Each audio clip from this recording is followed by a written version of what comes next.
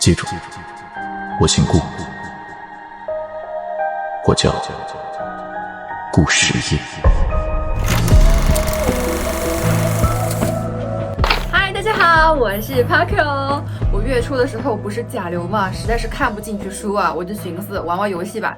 之前身边不是一直有人给我安利《世界之外》嘛，说它的剧情很好，赛过看小说，是一款无限流言情手游。就是说游戏设定里面呢，你是一个普通的女大学生，然后你穿越到不同的副本里面来完成任务，遇到4位男主。我嘛，平时不就看各种题材的小说嘛？这个世界之外里面呢，它就有各种题材，什么仙侠啦、星际 ABO 啦、校园啦、娱乐圈啦，各种副本，刚好都是我想看的，而且它的完成度非常高，就是逻辑闭环，剧情完整。除了它这个剧本原本就写的不错之外，我觉得最吸引我的这个游戏的点呢，就是它结构做得特别好，不播到最后你根本不知道真相是什么，导致我前段时间躺在床上两眼一睁就是玩游戏，在里面刷了很多故事。所以今天呢，我们就来换换口味，讲一个其中的言情故事。这个故事呢，就是主线《时代旧影》里面一个叫做北陆风雪的故事。所有女生现在带入我的视角哈，我们先来说一下进入游戏之后遇到的第一个剧情提要。因为在这个北陆风雪的本之前呢，还有一个叫做残酷游戏的本。这个本呢，是我们一进去这个游戏就会发生的故事。这个故事是发生在一个叫做波瑞阿斯号的这个游轮上面，因为这个游轮里藏着一只很可怕的怪物，而整个游轮正在进行献祭游戏，就是游轮上的人必须每天投票，投出一个人去喂给这个怪物，其他人才能活下来。这一天呢，夜幕降临，正当我觉得非常害怕的时候，有一个陌生男子破窗而入救了我。这个男人呢，他自称跟我拜过堂，但是我却一片茫然，因为我刚进到这个游戏，我什么都不知道。他就跟我说跟我拜过堂结过婚，然后他看我什么都不记得，他就告诉我他姓顾，还叮嘱我怎么保护自己，怎么提防这个怪物，甚至留下他的手枪让我自保。然后他自己跳窗引开怪物就走了，我因此暂时安全下来。之后呢，这位自称姓顾的先生他就再也没有出现过，直到这个游轮触礁，马上就要沉了。就在这个时候呢，我只能赌一把，向50里海外的滨海舰队来求救。为什么说是赌一把呢？因为这个舰队呢，它是由洛宁顾家来掌控的。这个顾家在这个游戏里面势力是很大的，我跟他们也不熟，所以说我本来不抱希望，但是没有想到，他真的来了，而且跟着这个舰队一起来的呢，还有穿着披风和军帽的顾先生。这个时候他又问我记不记得他，我当然还是很茫然，因为我刚进这个游戏，根本不知道怎么回事。他就看着我，非常认真的说：“你记住，我姓顾，叫顾时夜。”于是我就跟着顾时夜登上了他的舰队，就还没有反应过来，这个时候系统就突然提示我说本副本通关成功，让我赶紧在1分钟之内找到一个地方独处，他要把我传送回现实世界了。于是我就匆匆告别，回到了现实世界。玩完这一局，我当时就是满心疑惑，咱就说这个顾时夜他究竟是谁？为什么他会认识我？带着这个疑惑，我后来又玩到了北陆风雪这个副本，我这才恍然大悟。好，所有女生思想集中哈，我们现在进入到下一个副本了。这一次我们穿越到一个军阀混乱的时代，系统每次都会给我们一个任务。这次我的任务呢，就是在这个时代里面找到一个叫苏振东的人。这个苏振东仰仗着家族势力啊，作恶多端，所以系统要我们想办法在这一局里面把他绳之以法，并且在这个乱世里面活下来。在这个世界里呢，我们出生在一个叫做兰口的城市，从小跟咱爹一起生活，还有一个妹妹叫做刘媛媛。那么咱爹后来又再婚了，给我们添了个后妈，后妈带着他的儿子李富贵一起加入了咱这个组合家庭。父亲呢16岁的时候送我们去留学，如今呢4年过去，我们突然收到父亲疾病去世的通知，匆匆呢结束留学，赶回了家乡兰口。游戏开始，我呢两眼一睁，发现自己这一次呢是在火车站，家里派人来把我们接了回去，但是因为父亲不在了嘛，所以是后妈派人来的。一回家寒暄了几句，就赶紧回到自己的房间想收拾东西了。就在这个时候，家里的老佣人林妈出现了。林妈从小看着我长大，她一上来就握住我的手，就跟我说：“小姐啊，这家你现在是回不得了，老爷刚走啊，家里就变天了。现在大小事呢都是后妈说了算。她儿子就是刚才提的那个李富贵，现在呢就在苏家底下当差。林妈刚才路过他们屋子的时候，就听到他们在屋里盘算，说呢要把我嫁到这个苏家去给他们做天仙配。”天仙配，我这眉头一皱，天仙配是什么东西呢？它就是一种当地的传统民俗了，就是说把生人配给故去的人去结婚，死人跟死人配婚叫冥婚，那活人跟死人配婚那叫天仙配。好家伙，果然是乱世局啊，封建迷信害死人啊！姨妈，你别急，你再好好讲讲，这苏家到底什么情况？为什么要我去天仙配呢？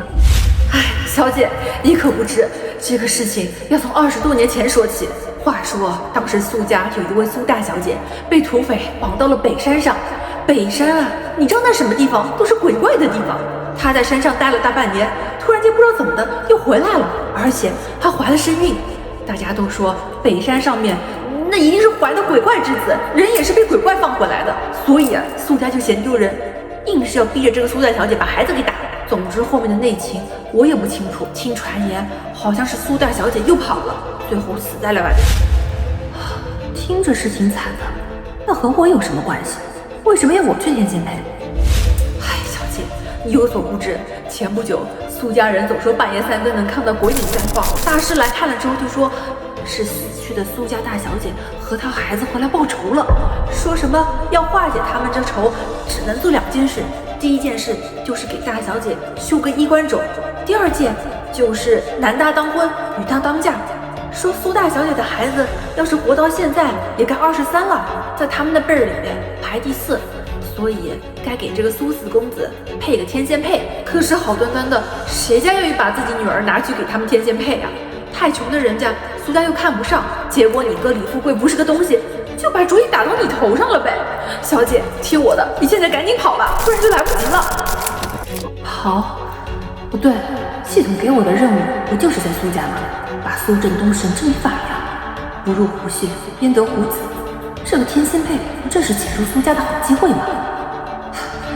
嫁个活人还有一下，嫁个鬼怕什么？林妈，别担心，我有办法。于是很快就到了结婚这一天，嫁给鬼嘛，那当然是晚上结啦。子时刚过，苏家迎亲的队伍就吹吹打打的来了。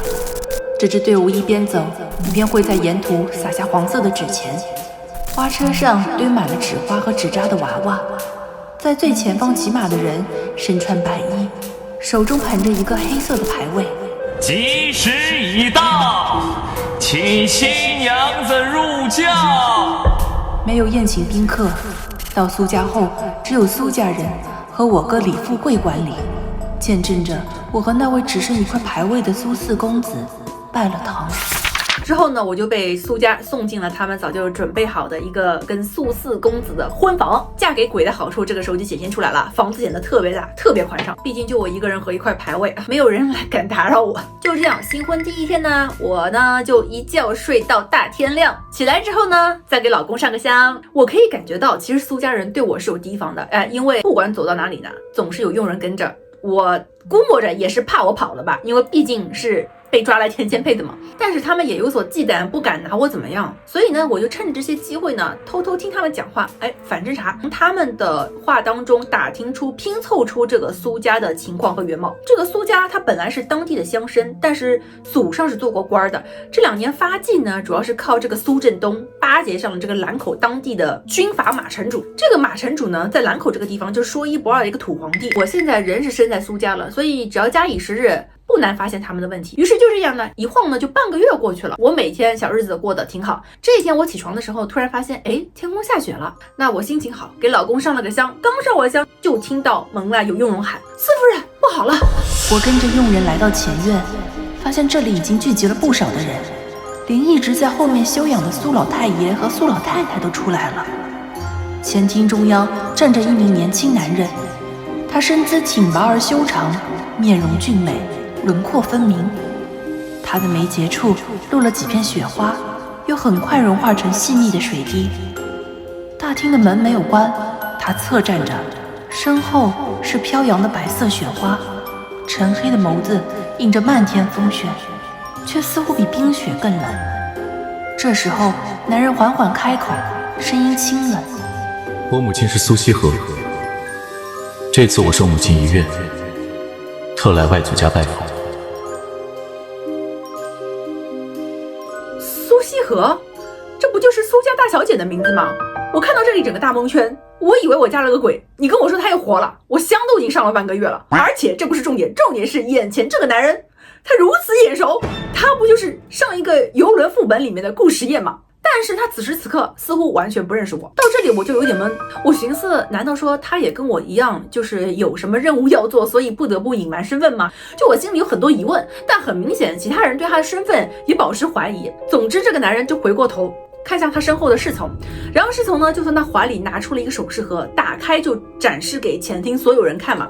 只见里面呢是一个红玉质地的荷花坠子。那么在场的苏老太太就惊叫一声说，这个就是羲和的坠子，她从小到大带着身边的，没有离过身过。苏家一片哗然，就眼前这个自称为苏四的男人，他说苏大小姐就是他母亲，他母亲当时离开苏家就流浪到了洛宁。世界之外，它分东南西北4个大洲，洛宁是北大洲最繁华的一个城市。当地有个老夫妇在洛宁经商，家中的产业也很大，膝下没有子女，就把苏大小姐收为了义女。那么苏大小姐生了孩子之后，这个儿子就随她姓，取名呢叫做苏石。如今呢时光飞逝，那对老夫妇和苏大小姐都已经故去了，所以苏石呢就继承了家业，并且呢把它发扬壮大。那苏大小姐去世之前一直有个遗愿，就是希望苏石将来可以有机会再回兰口这个地方见他的外祖父外祖母一面嘛。那么苏家人再看他跟他侍从的打扮都不是一般人呢，非常的贵气。问了一大圈之后，最后结论就是将他的身份也坐实了。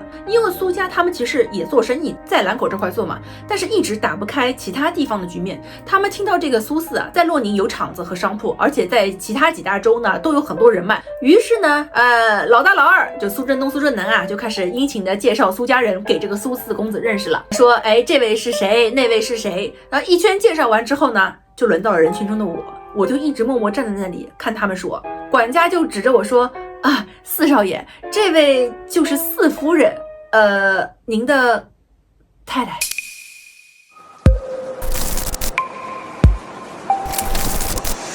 话音刚落，全场一片寂静。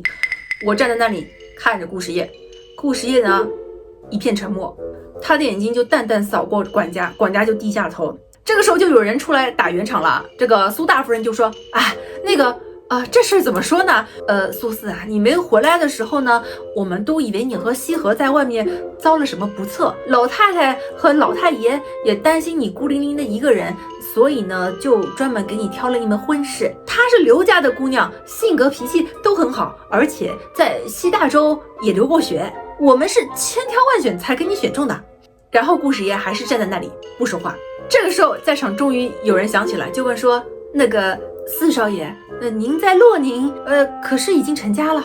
顾时爷就淡淡的说，并无。所有人松了一口气，赶紧转移话题，就把我和顾时业送回了婚房。在这个过程当中呢，顾时业的面容就一直很平静。总之进屋之后就剩我们2个人了嘛，他的目光就落到了他的那个牌位上面，他看看牌位，然后又看看我，依然是一副波澜不惊的样子。然后他终于开口说话了，他看着我就说，你现在怎么想的？我在那里一片沉默，我寻思我还能怎么想？我只有一个想法，那就是社会主义好，盲婚哑嫁要不得。好不容易以为自己加了个鬼可以消停一下，可以做任务了，没想到老公突然活了，而且这个老公感觉是个很淡的人，好吗？既然他现在表示完全不认识我，那我就配合他我也表示出一副不认识他的样子。所以呢，我就很淡定很从容的给他讲了我是怎么着被抓过来天线配的这个前因后果嘛。顾时业听了之后呢，就点点头。我猜你应该不是自愿的。确实，我以为你是鬼才嫁过来的。谁知道又突然活过来了？我来这里除了看看苏家人外，主要是有一桩生意要做，生意办妥后就会离开。你这些日子安稳些，不要生事，等我办完事会带你和你妹妹离开，到时候你们想做什么自可随意。他这话的意思就是不认这桩婚事，但也不为难我，还会为我谋好出路。他人还怪好的了，但是只要我留在苏家搜集线索的时间也变短了。那四公子，你这桩生意大概要做多久？2个月内了结。2个月？那么一开始苏四公子他回来的时候是把那个隔壁的书房收拾出来给他住的，那我们俩是分房睡的。本来以为是嫁过来独居的，但没想到旁边突然多了一个男的，还多少有点不习惯。总之跟这个英俊的苏四咱们就开始同居生活了。之前我们约法3章了，2个月为限，我们就和平相处嘛。大部分时候呢他都是在外面忙也不回来，那我就在家里自己吃自己的。这天我看他在，我就顺口问了句，四哥晚上要吃什么呀？我们呢是做点白菜炖土豆，你要是回来吃饭的话，我就加点熏肉喽。结果顾时业呢就点点头，然后呢还是用他一如既往的那张冷脸，淡淡的对我说，我要是不回来吃，你也不要亏待自己。我寻思我也不会亏待自己啊，主要是前些天大鱼大肉吃太多了，所以今天想吃白菜炖土豆。看他在，所以我顺便客气一下，没想到他以为我自己吃得太素。这些是我内心打的小算盘，我当然没有说出来了。但是顾时业就站在那里，我就看他一直盯着我，然后上下打量了一下我，就淡淡说了3个字，说养得起。谁要你养？我脱口而出就不小心说了这句话。说完之后，顾时业也表示很淡定，他看着我就说行，都随你。也没有生气，反正他的情绪极其稳定。总之呢，那天晚上我们就一起吃饭，吃相也很好，整个人很斯文。一起吃饭的时候，我就发现他吃饭的又安静又快，而且有多少吃多少，从不剩饭。吃完之后，第二天一早还去锻炼，总之整个人就是非常的自律。那为了套套近乎，我就说四哥，要是不忙的话，平时就多回来吃饭吧。顾时业就问我怎么了，我说2个人吃饭总比1个人吃饭香点，而且家里做饭总比外面干净点，对吧？你想吃什么就提前告诉我，我安排厨房去准备就好了。顾时业就点点头，了一声。自从我提了吃饭这件事之后呢，顾时业他就每天都会回来吃晚饭了，所以渐渐的我也摸出了他的路数，就是他虽然话少，但是我说的话他都记着，他只做他不说。你会懂这个感觉吗？后来又过了没多久，他又给我安排了一个佣人叫翠嫂，翠嫂的跟顾时业的风格很像，就是人狠话不多，做事呢也非常麻利，非常利索。基本上是我到哪儿，翠嫂到哪儿。而且因为顾时业不在家的时候，其实我都是要出去调查关于这个苏振东的事情的嘛。每次我出门，翠嫂就远远的在我身后，感觉这个翠嫂就是被暗中派来保护我的一个保镖。总之有了翠嫂的帮衬之后呢，我在调查方面的进展也非常快啊。大概是过了1个月，我有目的的各种探访，然后我就调查出了很多之前不知道的情况。怎么说呢？兰口这个地方周边有一个矿区，这个矿区是属于马城主的，就是刚才我跟大家提过的那个土皇帝嘛。马城主有这个矿区，但是目前都是由苏家人在负责管理的。但是呢，你们知道这个苏家上面的尿性，就是管理者他层层压榨，矿区的条件其实他非常差，很多人呢就是有去无回，久而久之，如果不是没有退路的话，一般人他都不想去那矿区干活。于是乎，苏家人就出了很多套路，比如说农田交不起租，他就收走对方的田，然后再让他欠下苏家的巨债，必须在这个矿区打工才能还。我呢就把这些东西一一全都收集下来，证据是收集好了，但是怎么才能把苏振东绳之以法呢？我每天还在盘算这个事情。那么与此同时呢，顾时业也在兰口开店，因为他之前在洛宁就有过做生意的经验，并且生意非常好，所以说他在兰口一开很快生意也非常红火起来。那么见他生意打理的这么井井有条，苏家人呢就对他更殷勤啦，同时也非常想要拿捏他。但是顾时业这个性格大家已经领略到了，就是他话很少，整个人就冷冷的，感觉不是很好接触。所以苏家人呢就换了一个对策，改为套路他身边的我。苏大夫人呢就每天想方设法的来跟我聊天，而那个苏振东呢更离谱，他已经明着暗着想办法想要再介绍别的姑娘给这个顾时业了。所以这天吃饭的时候呢，顾时业冷不丁开口跟我说，我想搬回卧室。我当时就因为他一直跟我分房住嘛，所以苏振东他们总觉得有机可乘啊，塞几个女人给他就可以怎么样打通他下面的路子了。所以最好的办法呢，就是他赶紧搬回来跟我一起住，显得我们比较恩爱，这样子呢打消了苏家人再给他塞别的女人的念头。我就一边吃一边说，当然可以啦，那个本来就是四哥你的房间嘛。顾时业就说，你确定吗？你不要勉强，如果你勉强的话，我再想别的办法。我就说这怎么勉强的？我的人就是四哥的，四哥想回来睡，还是要经过我同意嘛。结果话一出口，顾时业筷子就停了，看着我说，莫要妄言。我就说这怎能算妄言呢？我们是拜过堂的。咱就说这里咱们就回 Q 一下，在游轮上他对我们说过的话。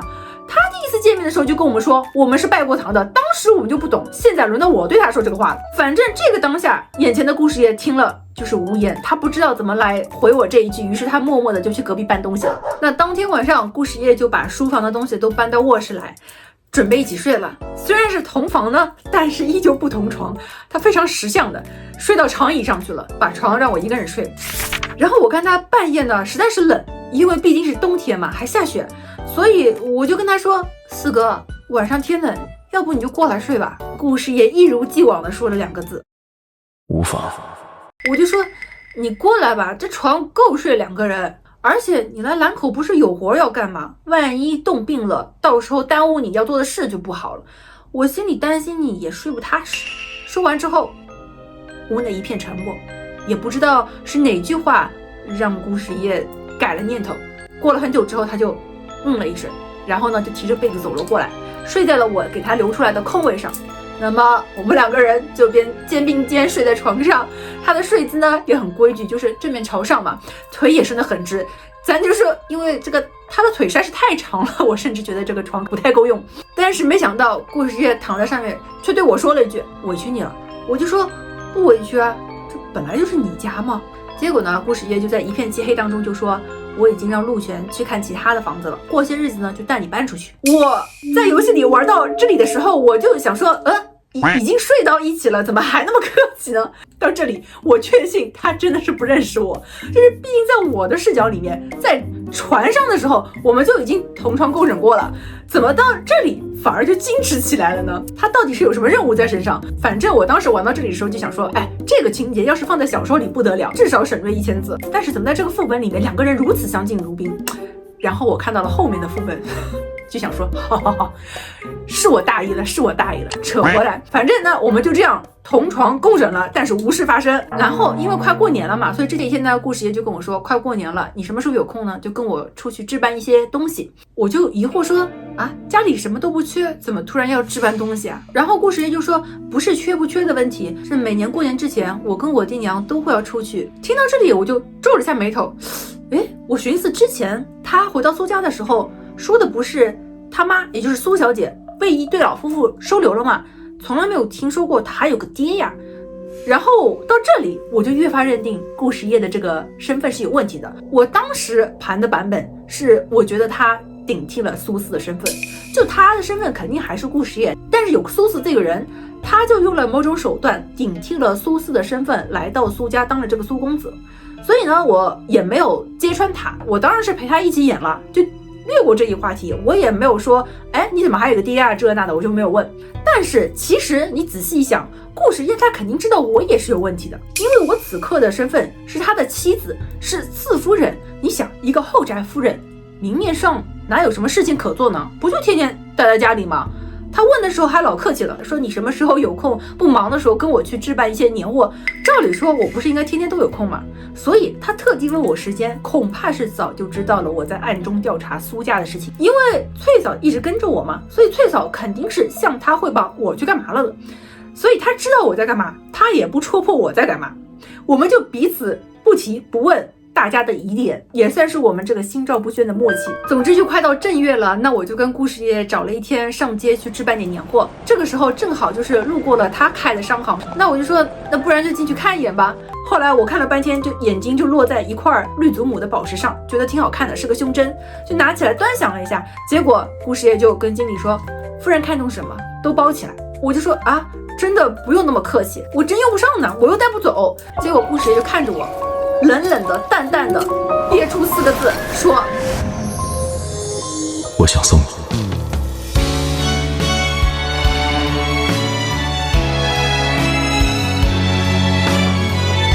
那我也给4哥挑件礼物吧。这块手表怎么样？祝4哥以后时时平安，事事顺利。我在外带着它恐有损伤，恐怕不能一直带着它，但我会收好的。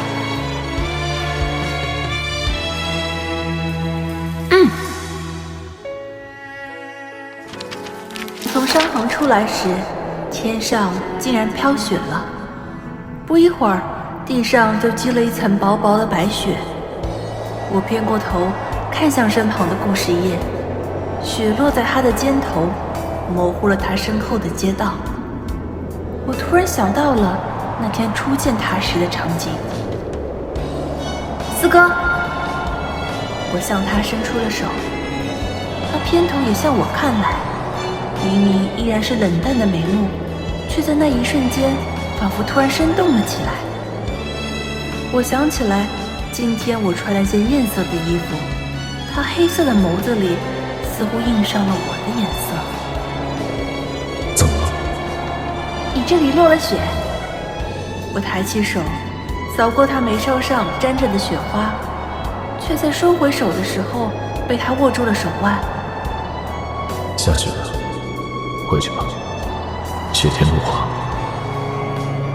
那天我们冒着雪走回了小院，他握着我手腕的手始终没有放开。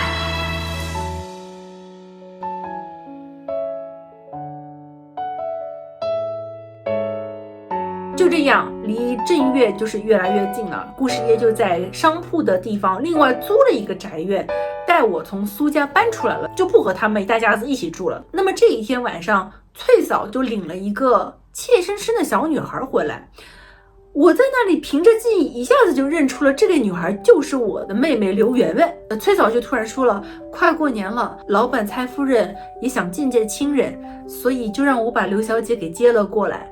原来是顾时夜他一直在暗中帮我找刘媛媛，想办法把她接到我的身边来，因为他知道我就只有这一个亲妹妹。那刘媛媛一认出我之后，就一下子扑到我怀里就哭起来了嘛，因为姐妹俩就很久没有见了。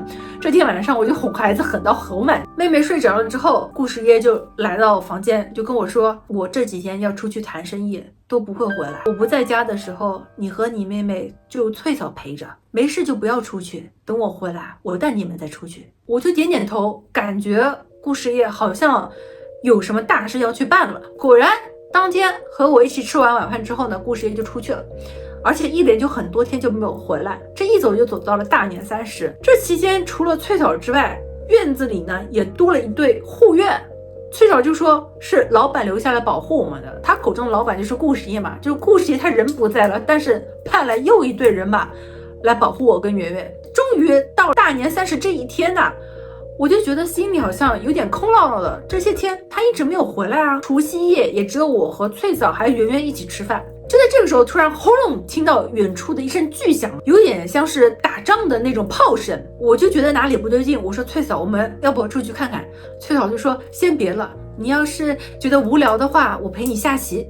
于是翠嫂就不知道从哪儿搞出了棋，就这样呢，我们仨就下棋解闷。然后圆圆很快呢晚上也睡着了。圆圆睡着之后，我还是觉得心里有些不踏实。顾时夜走了那么多天了，也没有个音讯，到底去干嘛了？新年夜他好不好我也不知道，就听到外面都是奇怪的声响，烟花爆竹声渐渐都停了，家家紧闭门户，外面一时变得很寂静，只有远处仍时不时响起沉闷的炮火声。这个冬夜似乎格外漫长且寂静，不知从何时起，窗外又飘起了细密的雪花。突然，我听见外面响起人的呼喊声：守城军哗变了，洛川军已经进城了，京川城破了，城中各处都已经被黑洛川的人马控制了。我推开屋门出去，看到一队又一队士兵从外面走过，马蹄敲击地面的声音响起。我循着声音向长街尽头望去，一队黑洛川军正向这边走来。当前一人骑在马上，黑色的骏马在我门前停定，发出一声长嘶，雪洒在他胸口肩头。他坐在马上，肩章上属于洛宁势力的徽章反射着星雪的光。我回来了。还有，我姓顾，我叫顾时夜。远处零星的炮火声响，彤云映照着火光。我想起他和我说，他要做一桩生意，希望2个月内了结。原来这桩生意叫做子承易主。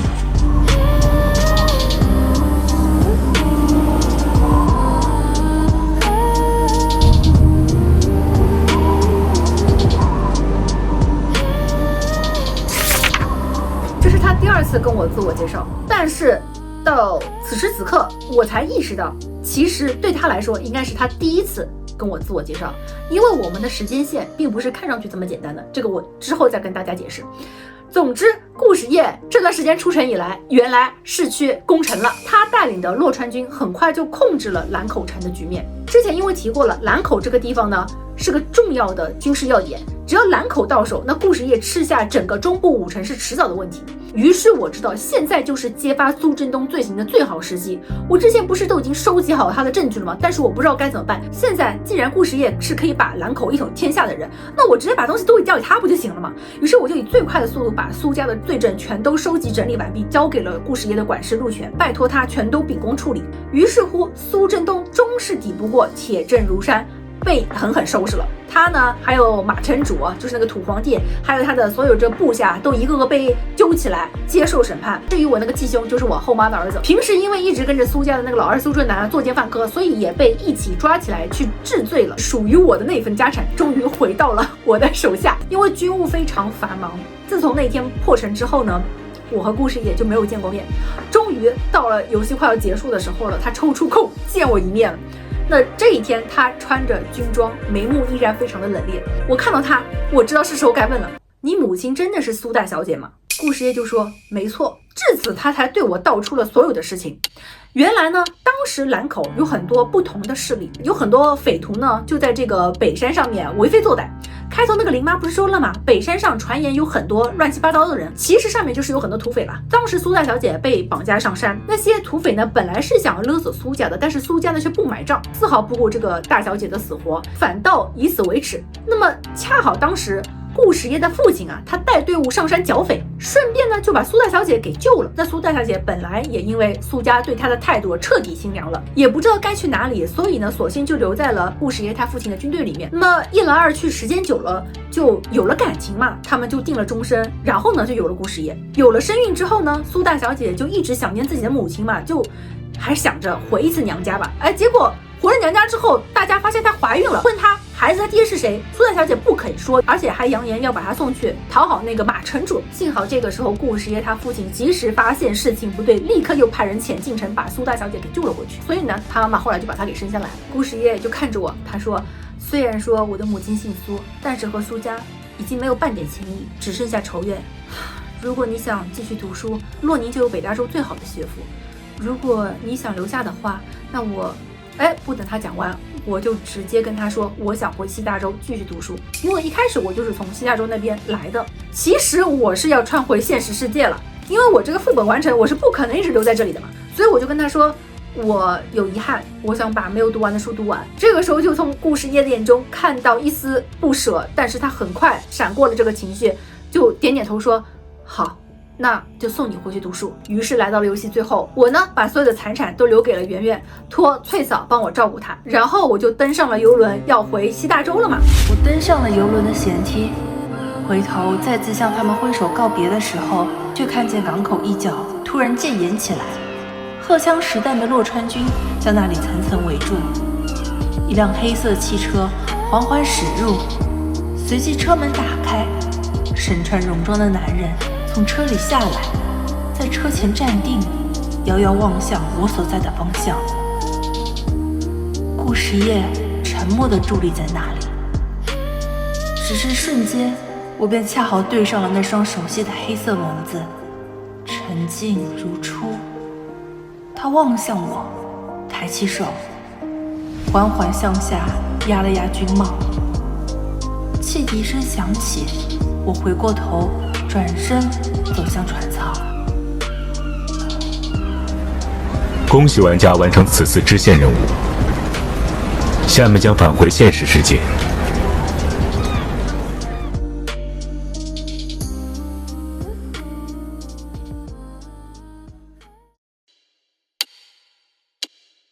北陆风雪这个故事到这里就结束了，不知道大家觉得怎么样？如果大家觉得这个故事还是很简单的话，那就大错特错啦。为什么呢？首先第一个就是它的宏观设计。单看这个故事，我们可能会觉得，这个结局在意料之中。但是如果结合刚进副本时候跟顾时业的那个初遇，你就会发现，它这个后劲挺大。因为这个游戏它是一个巨大的倒叙，就是在波瑞阿斯号这个游轮上面，是我们开局就进的游戏。我们在这个游轮上面第一次见到了顾时业，但但是其实故事也已经见过我们了。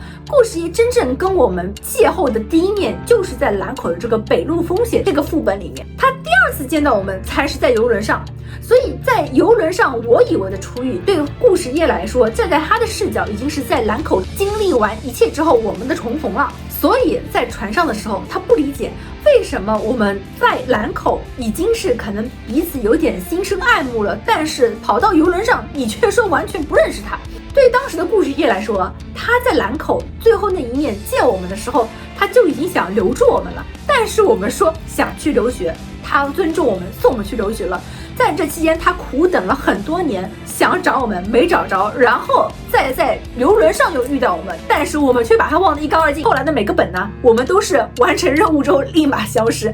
就每一次后来你进不同的副本去看他的时候，你就会发现，哎，故事页它其实是有一个年岁渐长的，因为它也会随着不同副本的发展，它慢慢变得成熟，你就可以感知到不同岁月的故事页的魅力。所以这个游戏它有一种沉浸式的体验，而且每一个副本的主题和每一个副本的剧情，它都像是一个独立电影，起承转合、逻辑闭环，就不会像有的游戏它让你会觉得很多主线、副线剧情搞到一起，像蜘蛛丝一样捋不干净。如果你想体验不一样的故事，那每一个副本你就可以体验到。而且它的每个男主，其实我觉得都不能简单的用标签化去定义它，因为我们今天主讲的是故事页嘛，那它一共有4个男主：故事页、夏硝鹰、抑郁还有百元。故事页不用说了，就是那种世界崩塌也依旧会为你托底的那种霸总人夫。那抑郁呢，就是那种把你看作黑暗人生的一道光。夏硝鹰呢，就是那种嘴硬心软。百元就更别说了，他是可以因为你的存在，就是可以徒手击毙雄狮猛虎的，是你绝对力量下的绝对忠诚。这4个男主的性格很不一样，然后你会发现在你面对他们不同的4个人的时候，